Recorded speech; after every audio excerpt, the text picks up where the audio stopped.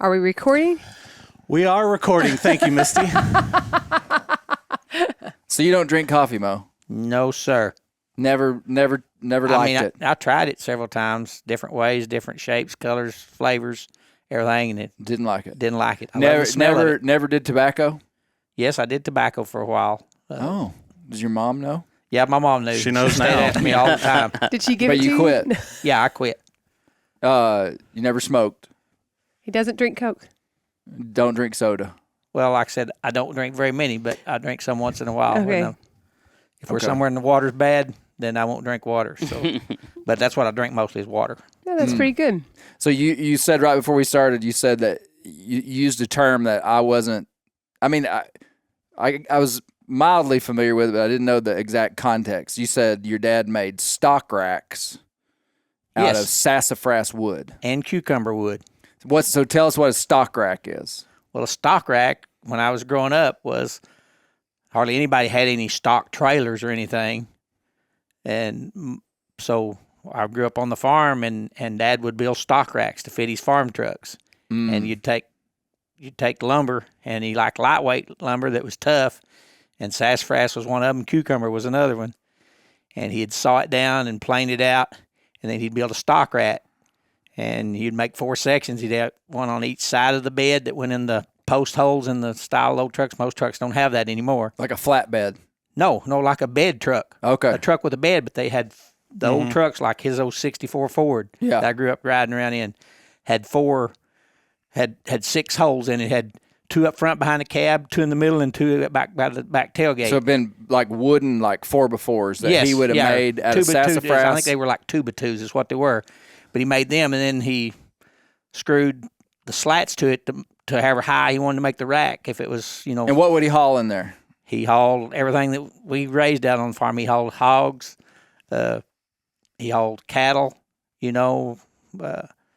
anything that the animals we grew. That's how he hauled them to sell them, whether we took them to the stockyards or whether he sold them to individuals. So we got on this subject because you asked Bear, how big a chunk of sassafras would it take to make a bow? Yeah. Yeah. Are they making bows out of sassafras? I've seen some people make them out of sassafras. It's not like a real common wood to make them out of. I'll tell you what I am curious about, though, is cucumber wood. Yeah, I'm with Is that a Bear. cucumber magnolia? I think it is a type of magnolia that tree. Big leaf? Yeah, they got big leaves on them. And, So it doesn't you'll actually see grow 'em- Cucumbers.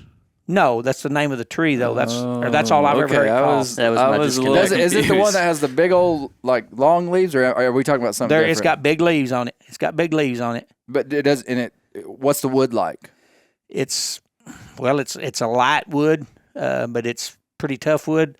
A lot of the old mill sets used to like to get it to make flat plain lumber out of and stuff that didn't So weigh it grows much. a big. It can be it a gets big big. tree. It gets big. It gets big.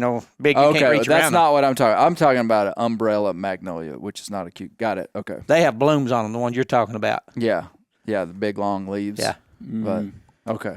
And most of them now, grow on Bear, you're making an elm bow. Yep. And it's kind of been our mission to degrade elm. Like national campaign against I'm like elm. almost done with the bow, and like it is only getting worse. The farther you get into it, the more and more I hate it. This show is child friendly, and ultimately it's Misty Newcomb approved. So I can't say the word that people call that tree, but I will spell it. They call them PISS elms. Yeah. I see why. Have you heard that? Yeah, I haven't heard we can't that. say that in school, can we? No, well, I mean, You depending on can't what say school that you're combination at. of letters either. So anyway, it's not a good tree. It makes a halfway decent bow, but it is just the most difficult wood to work with. I've been trying to heat the top limb into like being straight for the last. That's what I've been doing the last 4 days. Just Because heating that limb. for hours a day. Because you got to let it sit to cool, so it takes a really long time. And I'll heat it just like smoking hot, let it sit, come back like 3 hours later, take it out of the jig, and it'll just snap right back to where it was. Oh, man. And elm. it is. And the other thing that I don't understand about it is I had this like perfect tiller on it, like the limbs bended like perfectly even. And then I just put a little bit of recurve in it, and all of a sudden the top limb is like totally flat, and the bottom limb is like real flexible. So that was probably on my end, but I'm gonna blame it on the elm. Yeah. Might as well. I think we should blame everything on bow him. woods is Yeah. a pretty good topic to start off a bear grease render about. Yep. So welcome to the bear grease render. We've got Dr. Misty Newcomb here today. Very glad to see you. We got Moe Shepherd. Moe, longtime friend of mine, biggest hillbilly I know. Yep. And so that's why What a he's great- here. Smartest You didn't know. too. Well, now. Now, I actually learned a minute ago you were in the 80s. Tell me the story about your potential Oh. profession. Yeah, when I was 20, in my early 20s, I don't remember the exact age, but it was in the early 80s. I had the opportunity, at the time I was working with the U.S. Forest Service, and I had the opportunity to expand my career because I helped some game biologists with the game and fish do some bear study on a bear den and stuff. And when we got through, then I kind of became friends with them, and they said, "You'd be good at this kind of stuff." I said, "What kind of stuff?" They said, "Working with the game and fish." Said, "You ought to think about being a warden," and it got me interested. So I went through the whole process of doing it. I got in the process. I got letters of recommendation sent in for me.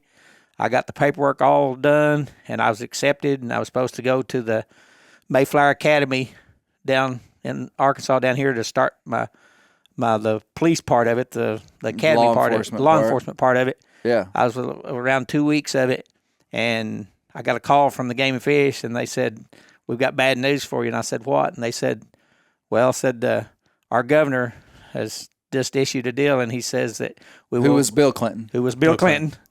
And he said, "We will have nobody working as a game warden or biologist or anything through the Game and Fish that doesn't have a 4-year college degree." And I didn't have that. All I had was a VOTEC degree, so that put a stop to it, and I never pursued it any farther. We after call that hillbilly prejudice. I think that's right. So As Dr. Brooks Blevins said, that part of having a regional dialect, and specifically the dialect of the Ozark and Appalachians, typically is associated with lack of education. And so here we have a man fully qualified that can't get a job after he applied for it to Went Bill through the whole Clinton, process. the number one hillbilly. Man, No, shut. Is that I still told a Mo. rule? I said, Mo, I don't know if me and you could have been friends if you'd have been a game warden. It was a joke. We laughed. yeah, we laughed about it. We laughed. It was funny the first time I said it. Mo, good to see you. Thanks Yeah, for that good to see story. very good to see you. That was good. That was good. We got Josh Spielmaker, who was on the Bear Grease podcast. finally, my you're- crowning moment. Yeah, I Is don't, this your that still first doesn't time? count as a feature guest. And Bear John Newcomb, who Also, was, my debut on the official Bear Grease. You was too? it? Was it for Yeah. real? Hey, I've same never time. I've never been on the main podcast. Oh wow. He's been yeah. on several renders. But Kolby? You know, it's those never that been you on love the main that, it's those podcast? that you love Okay. that they hurt the most. Yeah. You know. Yeah. Now Mo's been on there so many times he can't even count. I've only got 10 fingers. Yeah. And then we have Kolby Morehead of Bear Hunting Magazine. Just so everybody knows a little bit of the backstory. It's only been 4 years, I guess, since I did Bear Hunting Magazine for an 8-year period. And Kolby worked for me, moved up from Texas to Arkansas, and long before I had any knowledge of that I was going to be working for MeatEater, Kolby worked for Bear Hunting Magazine. And then when I left and went to MeatEater, Kolby completely took over the magazine. It's his business. So you've been running it now for 3 years? 3 years, yeah. This 3 was your years. desk, wasn't it? Yeah, I turned Yeah, your this desk was my into a desk. dog kennel. I think that was my idea. The dog kennel? Yeah. Okay. Okay. And look You were how like, it turned out nice, Yeah. though. look how well Bear Hunting Magazine is doing now. It's doing great. Yeah. It is Yeah, doing yeah. good. Under really this done really good leadership, the under last this 3 years. regime. Really good content. Especially the last 3 years. It was Hey. crazy. I bought the magazine and then I got married a week and a half later. Like Big just change. picked on all the changes. Picked up on it. Hey, show us that bear. So we're gonna score a bear real quick. So this bear was a big bear. Yeah. You weren't able to Weigh it. weigh it, We had to pack it out. but what Need do you somebody to think hold it that for weighed, you? Kolby? Oh, it was, well, I was guessing 450, but after seeing a bear I got in Saskatchewan this year, he was a lot bigger than that one. They always look Like bigger. the one in Arkansas was bigger than the We Saskatchewan. we need something to set this Yeah, off. that Saskatchewan bear weighed We'll 427. put it on the saddle. We'll put it on the saddle. So when you score a bear, you're getting two measurements. You're measuring the longest distance between this occipital bone and then the usually the front teeth. Like if the bear didn't have teeth, you would just measure whatever's the furthest out front. So you're taking that measurement and then you're measuring in between what they call the zygomatic arches. So it's just two measurements. And now the reason I got interested in scoring this bear is that this was a huge bear, and if you'd have said, Clay, I killed a 450-pound bear, I would have said guaranteed over 19. Yeah. And we'll see. So this is what they use at Boone and Crockett to caliper measure bears. They also have a bear box that's actually better than these. It's hard Is that to an describe. Arkansas bear? Mm-hmm. Yeah. From the So I'm going motherland. to put it right. Let's see here. Hey, get that stretched out for me, Kolby, so we can. So we're just measuring the bear. I've got these big calipers, and I'm getting them for those in the audience here. He's using calipers and then using an old wore-out tape measure to add it up with. Yeah, exactly. Okay, we're going to call that the length. So remember this number. We're going to go by sixteenths. So it's 11 and, goodness gracious. It's tough math. 3 little marks. 8, 10 sixteenths. And you don't reduce the fraction. Am I right, Kolby? Is that 11 and 10 sixteenths? I think so. It's 1, 2, 3, 4, 5, 6, 7, 8, 9, 10. We're going to call it 11. 11 and 11 sixteenths, okay? And then on the zygomatic arch, bear skulls, there's a big debate in the bear scoring world of, do bear skulls get bigger as a bear gets bigger? You know, like they definitely grow, like it takes them a long time to mature. But I've never found an academic source or just somebody that really knew that wasn't anecdotal. Like I've got an opinion, but I have nothing to back it. Mm-hmm. But like I think once they get about 6 years old, the skull doesn't really get any bigger. It would be like, does your head get bigger after you're 25 years old? Like, does your face get bigger? Mine Mine name's has. Morehead, so I don't know. Has your head gotten bigger? Yeah, a lot bigger. Are you? Yeah. Is it because all the big bucks you've killed, or Yeah, and all the big bears and everything. yeah? So I thought, okay, I thought for a minute you were being serious. It's like, really, your hat size has changed? Okay, there's the zygomatic arches, because you might kill a really old bear. We're going to call that 6 and 8 sixteenths. So do the math. 18 and 11 and 10. 5/8. Is it really? That's just what I whizzed through my head. See how close I was. It was what? It was 11 and 11 sixteenths. Yeah. I just whizzed it Plus through my head 6. at 8 and 5/8. But I think it'd be 8 and 18. I think it'd be 8 and a little over that. 18. I'll whip out what the was calculator. what was the second measurement? Yeah, what was 6 and 8 sixteenths. Wait a minute. So I'm not just even doing doing the math. 16 on a calculator. Oh, So I did it in wow, my we're head. just like Mental stumped. math. I think it's 18 and 3 This is sixteenths. riveting podcast material for all It was- you the audio first one was listeners 11 out there. I think it's 16. 18 and 3 16. sixteenths. I 18 think. and 3 sixteenths. Okay, so that really surprises me. I think that was a mature boar. It's not like a juvenile, Mhm. but not a real old one. No, young. And he didn't have a big skull. And a lot of times, too, we've not got the tooth age back on this bear, but a younger bear has a real slick skull, and one that is older just has a lot of like, it almost looks like a coral reef on its head. It's, Yeah. it's got kind of lots like what it looks So like that on the one was- inside. no, those are 450 pounds? sinuses. At least. That's wild. That's Yeah. cool. Well, the Yeah. bear that I'm working 18 on now, and 3/16. Okay, 18 and 3/16. I got a You want me bear to write that it on with a Sharpie on top? Yeah. Oh, yeah. Do that for Kolby. Is 19 a marker of some? Or No, is that 18 just like is your Pope and random? Young, and 20. Good question. And 20 is the minimum for Boone and Crockett. 21 is the minimum for all time.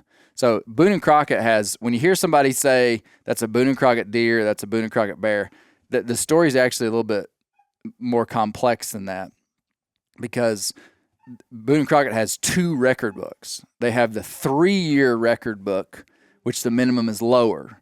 And that means every 3 years they make a record book. They print a book. I've got one in here somewhere. And if you kill a bear over 20 inches during that 3-year period, your name will appear in the record books.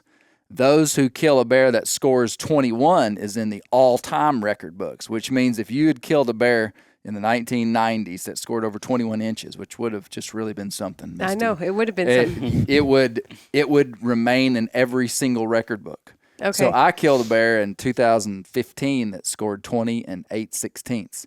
It was in that one book, but it won't be in all the rest of them. Does that make sense? It does And make so sense. every animal, every Boone and Crockett animal actually has a all-time record and the minimum Boone and Crockett entry. And so you hear people throw around all the time 170-inch typical whitetail as a Boone and Crockett. Like guys constantly say, "Oh, that's a Booner, 170." Actually, 160 is a Booner, because 160 gets you in the 3-year period record book. Okay. But 170 is what people picked up it on. all Stays in time? there forever. Yeah. That's an all-time. And with whitetail deer, and this is another thing that, it's just like things change in kind of like the working vocabulary of all this stuff, is that the Boone and Crockett, like you might kill a non-typical buck that scored 170 and you'd be like, "Man, I killed a Booner." People would say that like nonstop. But the Boone and Crockett minimum for a non-typical is actually, I'm pretty sure it's 185. It's been a long time since I've even looked at it. 195, I thought. Is it 195? Probably. You're right. I think you're trust right. Moe. 195 in the that's all time. All time, I think yeah. the other one is 185. Yeah. The other entry. Anyway, we're Have in the you weeds. killed a Boone and Crockett deer? No. Bear? No. No Nope. Boone and Crockett? No Boone and Crockett anything? The only animal I've ever killed that scored Boone and Crockett minimum was a bear. So you have killed a Boone and Crockett bear. I have Minimum, but not all time. 20 and 8/16. He would have needed 21 to be all Yeah. time. That's a It's- big bear. That's a big skull. You could kill 100 bears and not kill a Boone and Crockett bear. Have you ever killed one over? You've killed one over 20, hadn't you? No, that's what I was telling you. I've killed 11 bears, and my biggest one was 19 and 14/16. Yeah. To be precise on the measurement. So. Yeah. There's something about those high 19s that, I mean, that's a big bear, high 19s. And it's like when you get one over 20, like you've got a big one anywhere in the country. Boone and Crockett brown trout's 30 inches.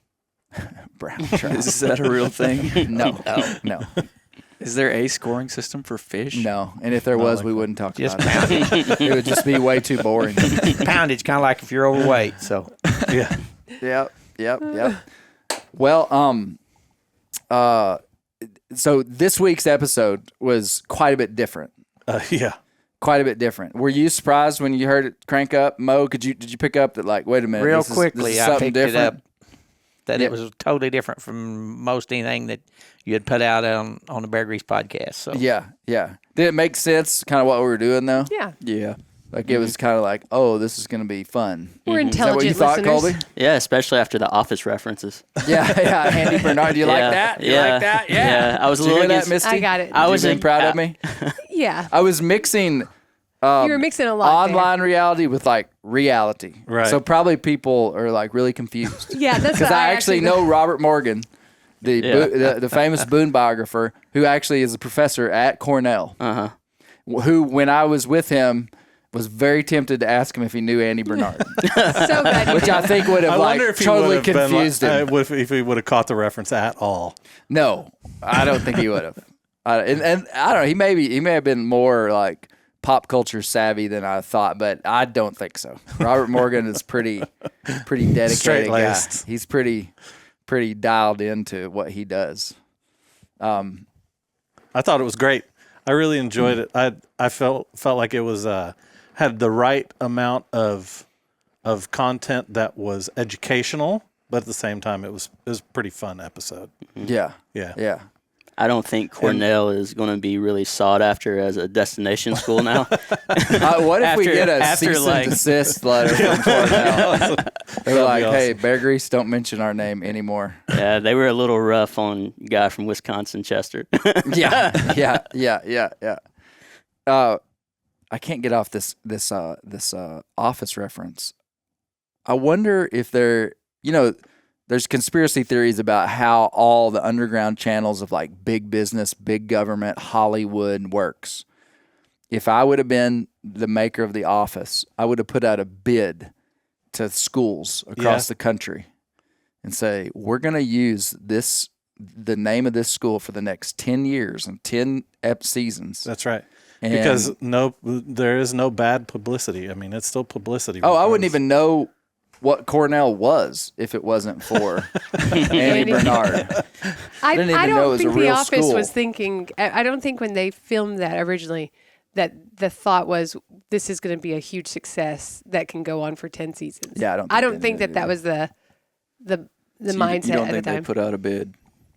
I do not think think they they put just out picked the random? The reason I bring it up is I'm now putting out a bid for a fictitious college that we're going to use in all beargrease episodes. I think what you really want to do is put out a bid for an Am I right? I'm for honorary doctorate. Oh. That's what you yeah. want the to do. first school to give you an honorary doctorate will be the That'll be the official Bear Grease. official There we college go. of Bear Grease. Yeah. There we go. That's what you're Okay. looking for. I'm not sure we'll have too many bites on that. But Maybe. Well, shoot. I wish Rich Mountain so if Community there's College could if give there doctorates. like I would like for it to be like I mean for sure the Arkansas Razorbacks would be like #1 pick, but it could be like the West Virginia Mountaineers. Yeah. Or, I was in Bozeman, Montana last week, and I talked to a bunch of students from Montana State University. Okay. the Bobcats. They've got it going on there, those guys. Yeah. Really? Oh, yeah. Well, We a talked lot to of school pride. Yeah, surprisingly, they've got a pretty good football team. Isn't that the one with the famous surprising. coach? I don't know. I don't know the answer to that. But we had a couple of young lady students like trying to recruit our 18-year-old daughter to go to school there and be a ski instructor also. Oh, wow. And but a lot of school pride. They were really proud of their school. Well, this is Brooks Blevins was on in the first 3 or 4 Bear Grease podcasts. Brooks Blevins was on. He was on the Death of a Bear Hunter podcast, which was really great. And since that time, Brooks has been on multiple times on Bear Grease and has kind of become a hero of the Bear Grease podcast. Misty, what I think we're past the football coach. Okay, it definitely is. Yeah, I think It definitely is. we've just moved on. You should look him up. A famous coach for the Bozeman, Montana State. For his, He's the guy with all the one-liners. Yeah, the outrageous things he says in press conferences and. I almost had it. I was almost there, and I got called out. This is getting in class for. This is the kind of stuff that Professor actually happened to Newcomb. me all the time. I would get interested by something someone would say, and I would kind of go on a tangent with that, and then I would get called out. I don't like it when people do that. I don't like it when professors realize that you're not paying attention and then call you out to make you feel dumb. I hate when that happens. And it's like, and I know I do it too to students, like just to get there. I'd like to I do know when you they're did it to sleeping. me. When you were sleeping in my class. I don't know about that. Wow. This is getting this is getting a little too real here. personal. Maybe we'll have a conversation afterwards about this. Bear No, I don't know that class. Bear ever actually slept in class, but he definitely sometimes would turn it. You knew if you had Bear's attention or not. If you didn't, he would be like a total space cadet, staring out the window, like not even in your direction. Dreaming of the outdoors. He probably was, and I would say, "Hey, Bear, what do you think about that?" And he'd be like, "I don't." He wouldn't even lie. He'd just be like, "I don't know. I wasn't. I wasn't really." Okay. I did that all the time when I was in school, and look at me now. Look at you. Look at Moe. Yeah, if I could turn out like Moe, I'd be pretty happy. You'd be good. You'd be good. Okay, what stood out to you in the podcast? Bear, you go first. Like what part of it stood out I to think you? the biggest thing, the thing that I thought was most interesting was what he said at the beginning about how like our dialect and the way that we talk is influenced by like the media and the things Yeah. that we consume. Yeah. I would have never really thought about that, but I mean like it like just, yeah, it makes sense. Just that, like, the people who are kind of like, isolated from any of that will still have like really strong dialect and accents and stuff. But like now it's kind of becoming a little more neutralized just because we all watch the same stuff, hear the same voices. Yeah. But I thought that was one really interesting point. The other one, I learned a lot of things that I say that I didn't really realize were like specific to where we live. Right. Like stob. I thought that was just something everyone would have said, like a stob. But, he said that was something that was kind of specific to. Yeah, I didn't fully Hillbilly understand dialect. that one. He was saying a stob was like a stick that you would hold. Yep. Right? Yep. He used it he talked about the stick, but he also talked about like you mow over a field And you have with like little stob. saplings. And I guess that's a question I would have. Was he saying that other people don't say that? Yeah, he I was think saying so. that. Mhm. He did say that. And he mentioned Billy Bob Thornton, Now I've got some questions here. alumnus of Hatfield. Oh, for real? He went to second grade in Hatfield, Arkansas. Where Misty went. Well, to school. let's let Bear finish Sorry. his statements. Well, that was pretty much it. Just that our dialect is kind of becoming a little more neutralized. I think it's becoming a lot more, especially when you think about like televisions hit American homes in the 1950s. Probably, Moe. Is that right? Yeah, it's. I remember when I was old enough to know what a TV was that we just got one. I know we hadn't had it very long. I remember them And that talking would about have you were born in 1960. So, in 60. but yeah. we lived way out in the middle of yonder. You really did. Here's an example. Whenever we went to Tennessee, there was it was kind of this like really small pocket that I don't think they would have really I don't think any of them would have been on like social media or anything. I mean, they all had televisions in their houses, but like No one has a overall, TikTok. it was kind of like a somewhat isolated pocket, and their accents were like extremely thick. Right. Yeah. And they used all sorts of different words that Yeah. like I've grown up kind of, hearing a lot of hillbilly dialect, but they were on a completely different level. Right. It was East like Tennessee. they were speaking a different language just about. Or as the locals say, you ever notice someone from Tennessee always calls the state Tennessee. Tennessee. Tennessee. Yeah, a little different emphasis. Just like Chester says, Wisconsin. Wisconsin. They don't say Wisconsin. It's not WIS hyphen Wisconsin. Conson. They say WISKONC. Wisconsin. I see. Wisconsin. Yeah. Yeah. Yeah. I wonder. I think about the speed.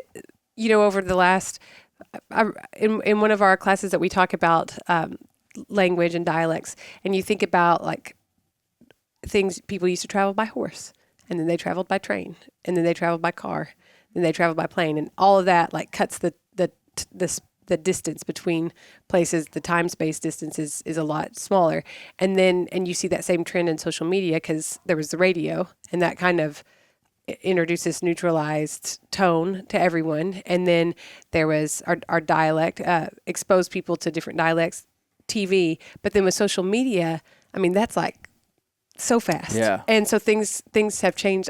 I think it would be very interesting to look at the difference. We give the kids at school in one of our classes where we talk about dialect, they take this test that the New York Times does, and you can take it for free as long as you create an account, like a free account. But it predicts it shows you like a Do you work heat for the map. New York Times? No, I don't. It's a free. I didn't just sell it. I was just saying it was free. Interesting But detail. I know that you have to log in. You have to create an account. I mean, that was the reason I said that because I used to, when I first started giving it to kids, they didn't have to have an account. Now they do. Okay. But it's free. And so anyway, Used to, there wasn't such thing as log in to something. I know. You Yes. logged something in, you Yeah. built logs around something and made a hog pen out of it. We logged that hog in. So you take this test and it predicts where you're at based off of, I think, 21 words. And so Right. one of them is, what is a dark carbonated beverage? What would you call that? Coke. I would call, whether it's a Dr. Pepper or a Diet Coke, I would call it a Coke. And Josh, what would you call it? I used to call it a Coke, and everybody always would be, when I would go up north, they'd say Coke because they call it up north. They call it a pop, Right. and I call it a soda now. and some people call it soda. So soda Yeah. pop, and those are your options. What would you call it, Mo? Something dark. Like a what would you Carbonated call a beverage. Coke? Yeah, what would you call a Coke? A sody water. What would you call if I said, "Do you want a drink?" And I had a lot of stuff in the ice chest. I had a lot of options. If you said you can have tea, milk, or And you had both Dr. Pepper and Coke, what would you say? Well, I don't like either one of them a whole lot, but I'd probably say just give me a Coke. No, not Yeah, what would yeah, you, he just What do you answered do? it. Yeah. He Okay. just Just answered give me a it. Coke. I mean, a Coke would mean like, well, what kind of Coke do you want? Well, I want a Sprite. Yeah, give me a Sprite or give me a Dr. Pepper. But I want Coke. Yeah, yes. That would be That's what everybody Yeah, calls that's it. what I category of those carbonated That's what I'm saying. drinks. Growing up, we went down to the old store at Combs down there, and they had the old bottles you pulled out of the machine. You put like a nickel in there and opened the door and then pulled it out. And when we was going to go down there, if Dad took us down there, we'd tell him, say, "Dad, can we get a Coke while we're down there?" Yes. Didn't matter if you got an orange or Exactly. Yeah, there you go. knee There high you or go. grape or whatever. Exactly. You just told him you wanted a Coke. Yeah. And Yeah, that's the yeah. way, that's what we would call it as well. So That's this the way was I on grew the up. test. This This is on the was test. a way. Okay, the large cargo vehicles that drive on the interstate that have 18 wheels, what would you call that? Yeah, there's a lot of different words. What would you call it? Well, you know what? I I think call it I'm a semi. I'd You would call call it it a semi? Yeah, I'd call it a semi. What did he- 18-wheeler. 18-wheeler. Would anyone call it a big rig? Yep. Those would be Or a tractor trailer. a tractor Yep. trailer. So those are your options, or I have no word for Always this. just heard them called semis. Yeah, when I I was was growing called up. a semi. Yeah. A use them person all. who defends someone, would you who presents someone in a legal proceeding? Would you call that? Would the way you pronounce that word? Would it rhyme with sawyer No. or sawyer? Would it be would lawyer rhyme or with lawyer? Lawyer. Lawyer crook. Lawyer. So I would say lawyer. Lawyer. Lawyer. So, but What would tell you us call a lawyer. Well, if there's not an answer. It just depends on where you're from. Did you hear what Josh just said? A lawyer. Lawyer. Lawyer. That's how loy like soy. Yeah. Uh-huh. And I say was you law. raised up north? Well, He was raised by a Yankee. Yeah, I was raised by a Yankee. I was raised by a Yankee in the South. That's what really messed me up. So, what did this test reveal? Just where you were from. Like And so, where did the students show they were from? Well, my students are from all over, so usually it shows from all over. was it Like- pretty accurate? It was pretty accurate, but I've noticed over the last 5 years a big difference. It's not as accurate as it used to be, and it's more centralized. It's super interesting to me, and because used to the kids that were raised in the South, like that hit pretty hard. And I think part of it is that people are getting married from further apart. Yeah. You know, so you have a mom from one state and a dad from another. People aren't living as close to their grandparents. So a lot of people would say that's right for my grandparents. That's where they grew up, and that's where my mom grew up. But I was born in Dallas, and that's not how we. And I have taken on the Dallas. So it's kind of interesting. Brooks said that linguists believe that dialects are going to continue because there's been people that have said that they're going to die out. But it's hard for me to not believe that they're going to die out because there's so much, It's hard for you to believe that they're homogenization. not going to yeah, die Yeah, out? it's hard because now maybe they'll just change, but like it feels like dialects are dying off just because, like Bear said, YouTube and television and podcasts and it's not a conscious decision. Very, very little of it I think is conscious. Some of it is, but like when Misty asked me I guarantee you, coming out of my hometown at age 18, if you would ask me what a semi truck was, I would have had one answer. Yeah. Just like, this is what it is. And I actually can't remember. Now I would just equally call it a semi truck or 18-wheeler, and I don't, point being, I'm so deep into the woods now, I don't really remember exactly probably what my grandpa would have called them. I think Now Moe's giving me a tip off, him saying semi, that's probably what I would have originally Yeah. said. That's all I ever heard them called when I was growing up, was semis. Yeah. Yeah. And I wonder too about like thinking about where he's talking about, there's not great internet coverage there. So they don't have access to just scroll all the time as easy as maybe someone who has, I think there's some parts of the world that are kind of isolated, not just geographically, but to a certain extent still not from the internet as a whole, but from easy access to the internet at all times. Yeah. The internet ruins everything. Well, and the truth is, dialect is not. I mean, Gary Newcomb, we grew up in rural Arkansas, and my dad was adamant about us having good grammar.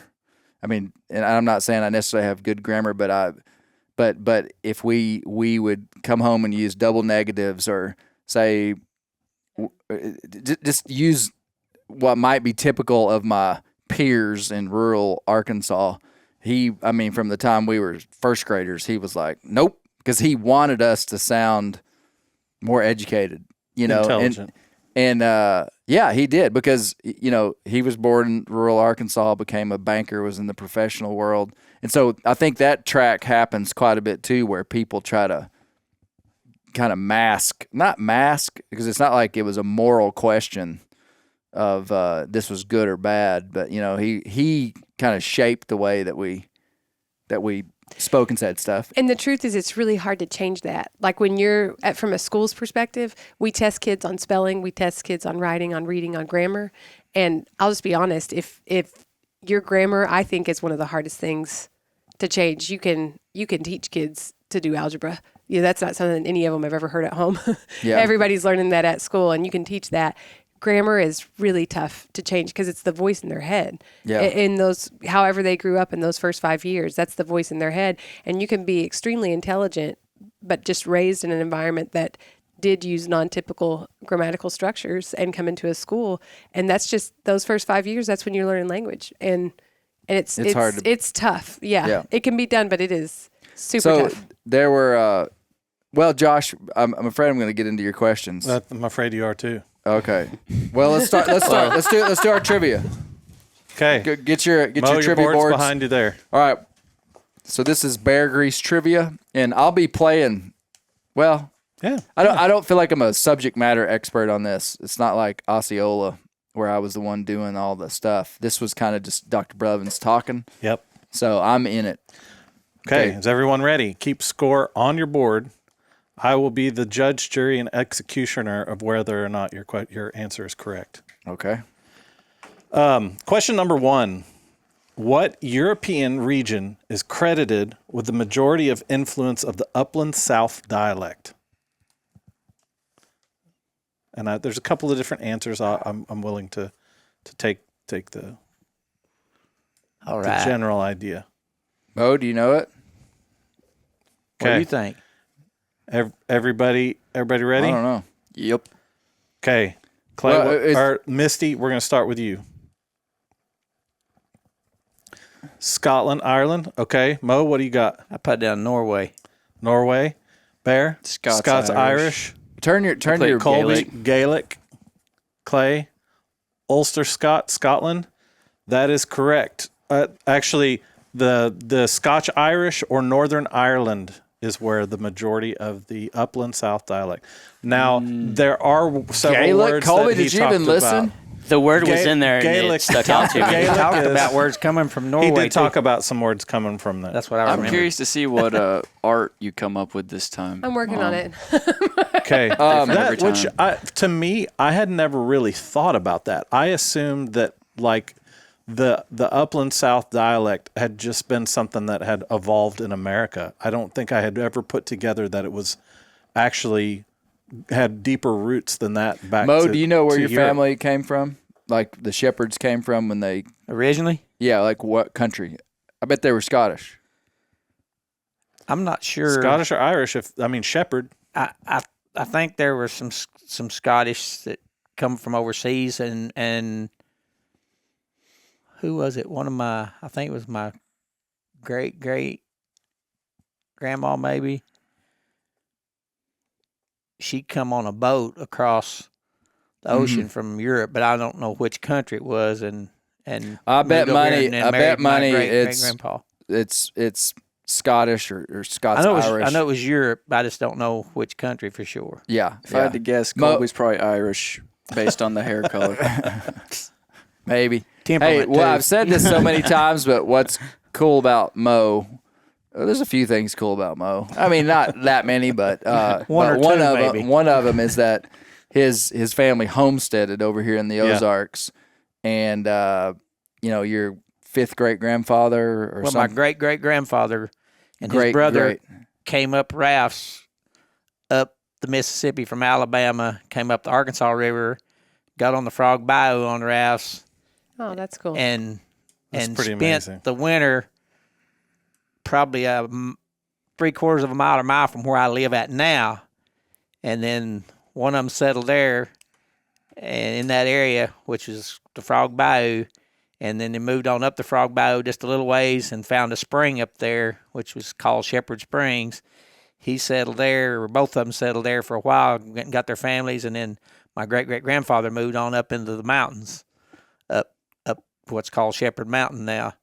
And that's where you settled were his born. home up there, and that's where I was born, and settled there in the late 1840s, early 1850s. Yeah. And then he was killed during the Civil War up Wow. on that mountain up there. Oh, Yeah. wow. That's incredible.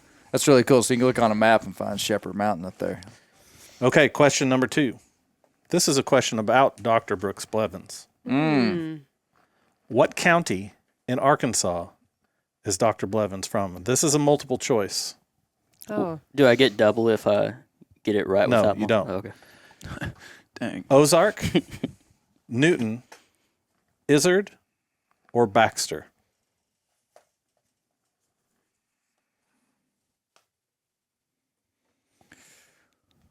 that's what I think We're, too. we're going to start with Bear on this one. I'm going to say Newton. Okay. Kolby? Izzard. Izard? Izard County. Izard. The correct answer is Izard County. Can we pause right there and just acknowledge that there are probably far more words than you would think that rhyme with izzard? Like gizzard. Gizzard, Lizard. lizard, wizard. One night we played a school called Izzard County. And Yeah, that was right by Dr. Blevins. And we were talking about they really missed it by not naming their mascot the lizards, the Izzard lizards. And Or I was like, or the lizards. Or gizzards. the wizards. Yeah, Or and then even the turkey gizzards. It's incredible. So many names came up of optional mascots. Very good. You guys did excellent on that one. Oh, look at me rocking and rolling Okay. today. All right. Question number 3. Maybe we could have a few more questions relevant to the actual content. Go ahead, Question Josh. number 3. According to Dr. Blevins, what is the meaning of peculiar grammatical features?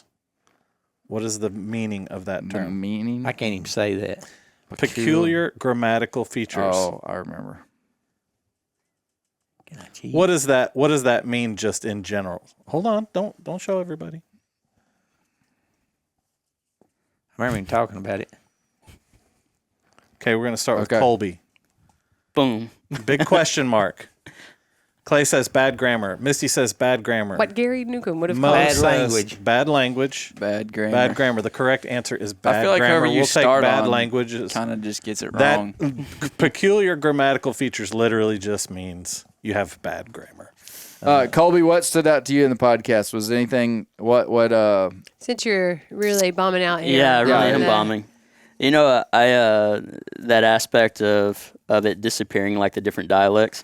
I was just thinking, I saw something the other day where there was a mom in England, and her kids has been watching like Miss Rachel, the like popular kids, thing on YouTube, and her kid has an English accent, like an American accent. She's like, "We're in England." And she sounds like an American.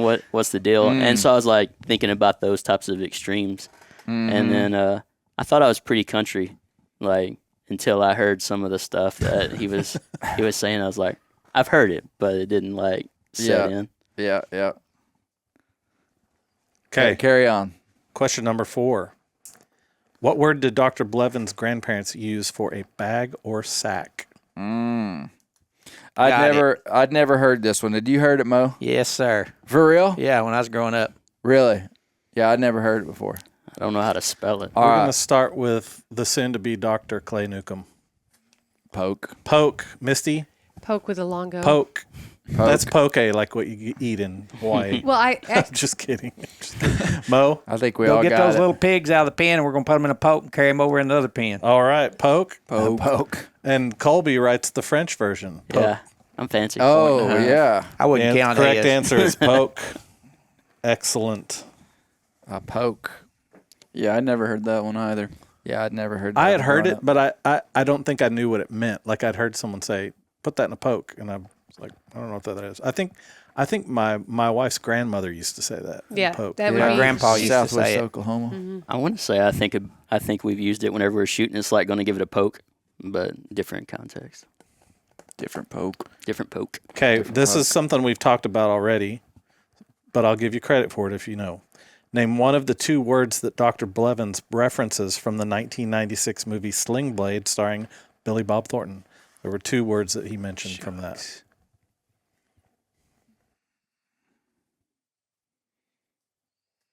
Mo, I'm going to ask you as soon as we get this one, what you thought, what stood out to you most, and if there's any peculiar words that you would have added to Dr. Blevins. But let's go ahead and do this one. Okay, All right. we're going to Who's start got with it? Bear again.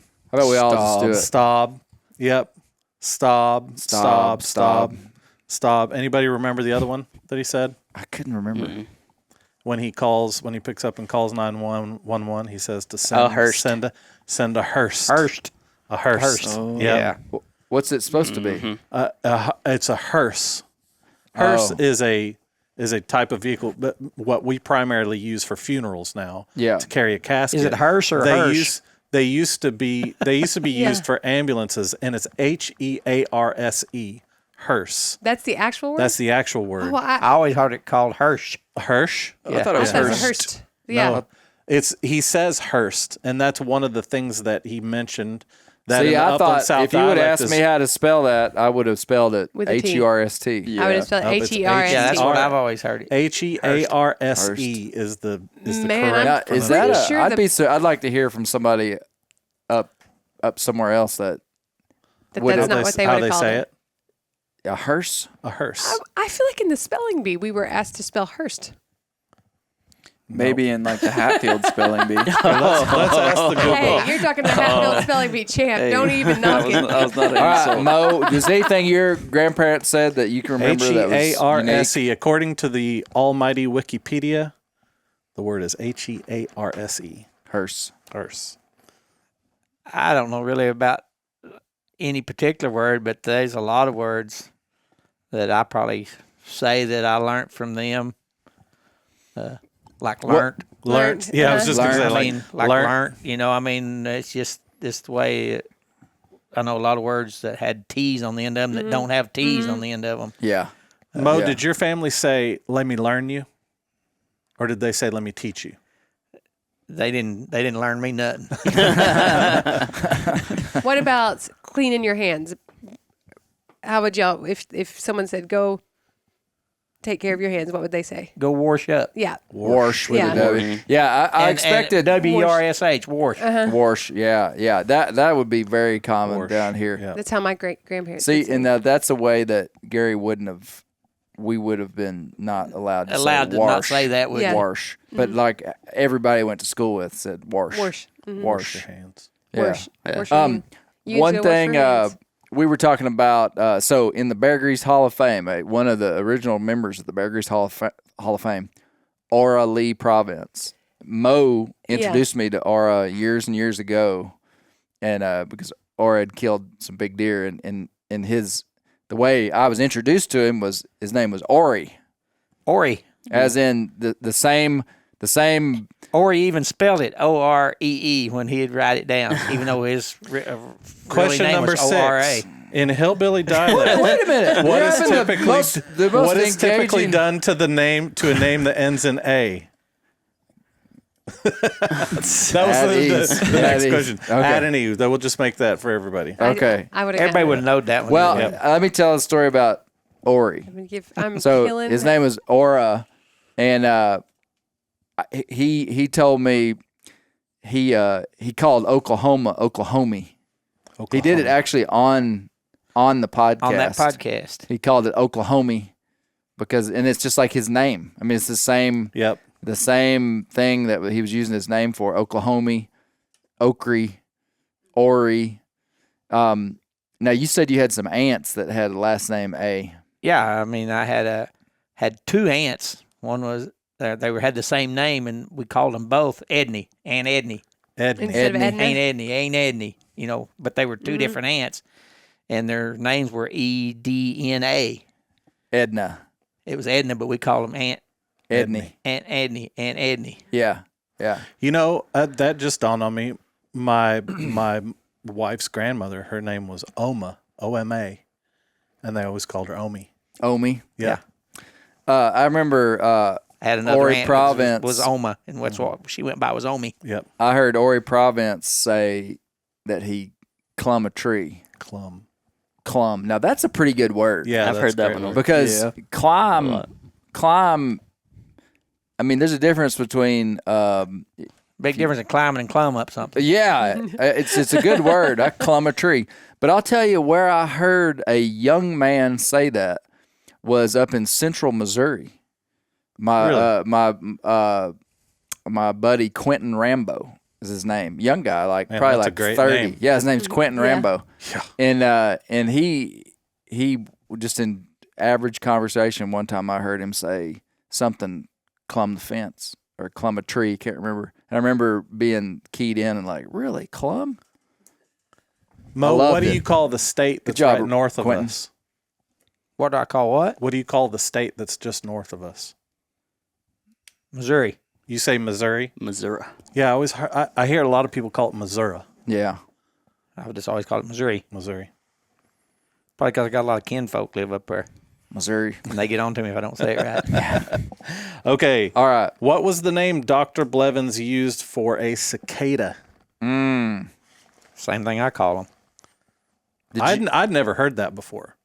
I used to catch them as a kid. All right. Dr. Misty? Jarbug. Jar- Jarfly. Jarfly. Mo, so you called him a Couldn't remember. jarfly? Yeah, everybody did. Nobody Really? knew what a cicada was. Somebody told us there was cicadas out in the yard. We said we better run hide. Jarfly. Now, did you ever equate jarfly as the noise jarred your ears? No, You know, I just because knew they was loud. that surprised me because I would have thought a jarfly meant they caught them and put them in jars. or Yeah. we did that something. with lightning bugs. That's what Yeah, I that's what we did. would have thought somebody was talking about if I heard it. Yeah. And if you're from up north, you call them not lightning bugs. You call them Fireflies. fireflies.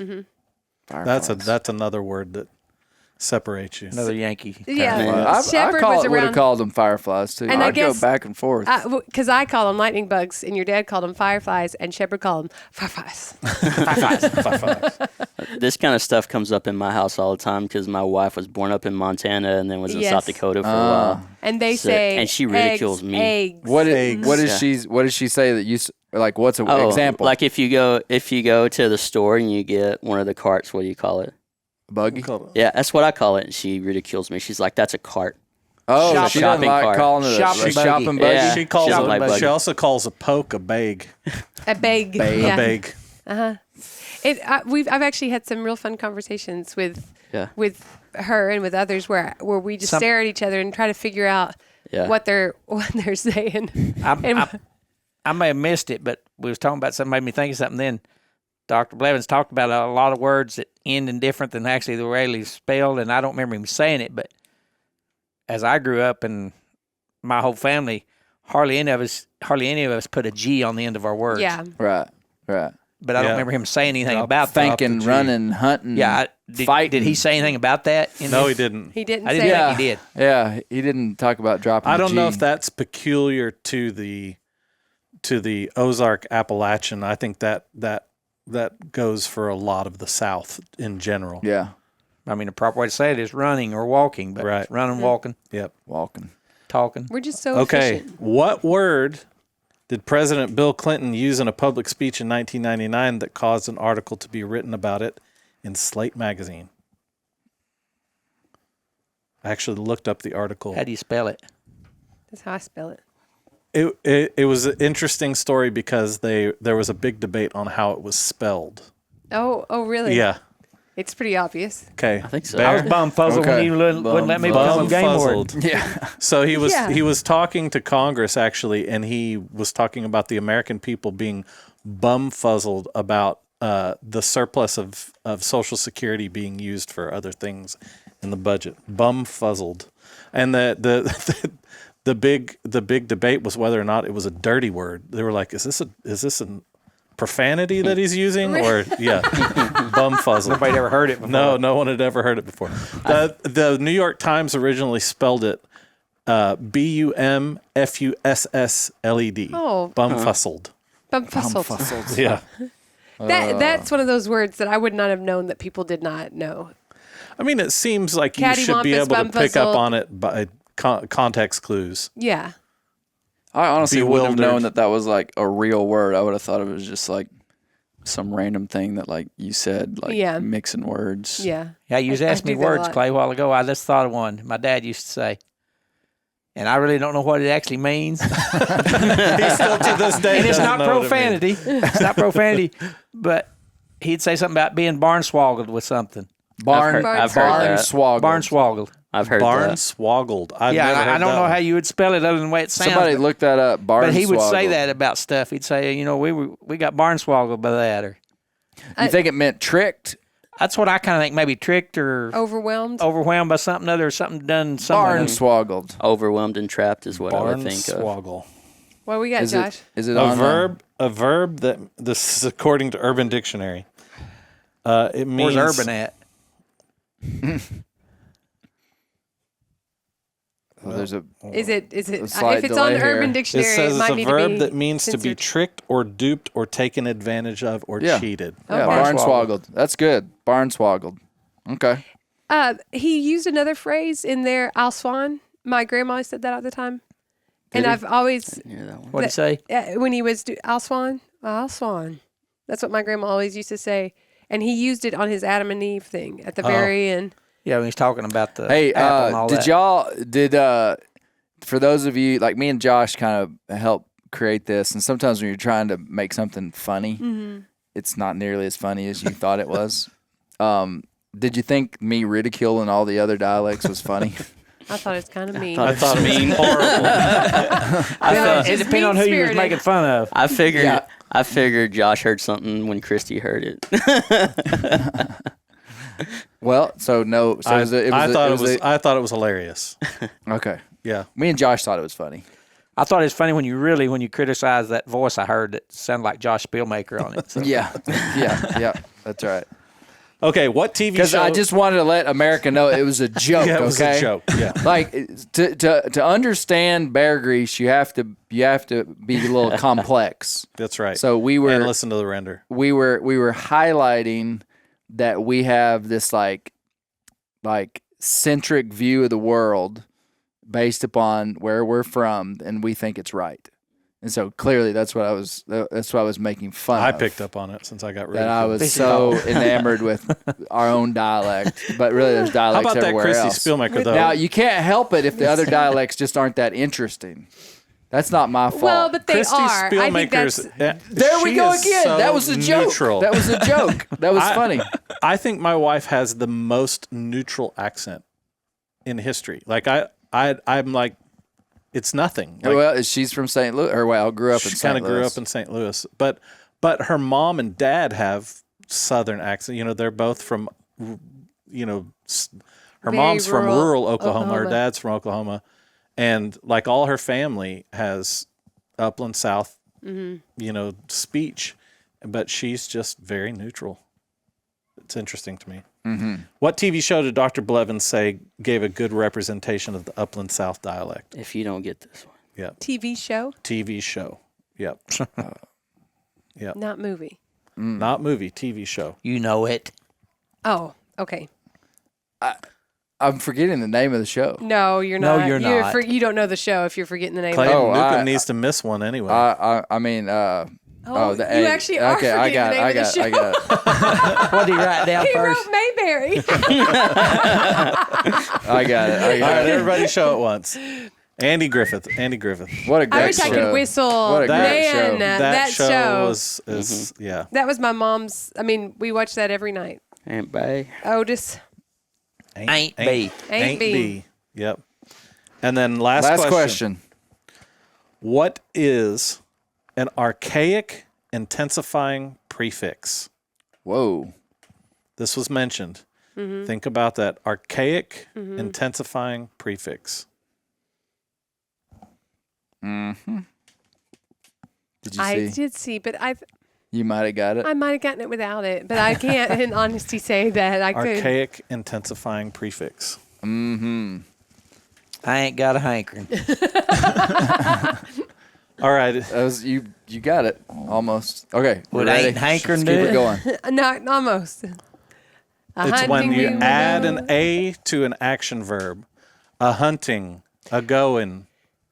Wow. We have Moe Shepherd's compliments on my drawing this week. Nice this was catfish. a contribution with Moe. I put a fishing pole on there. What are you going to call this one? And Clay Newcomb is the winner of that question. he's the winner of that question, but I think, if you'll notice my score at the top, I think You this probably week, beat me. Misty That's a good Newcomb, score, for 8. the That's first what time I got. ever, won Bear's got trivia. 8. Colby has 5, 6.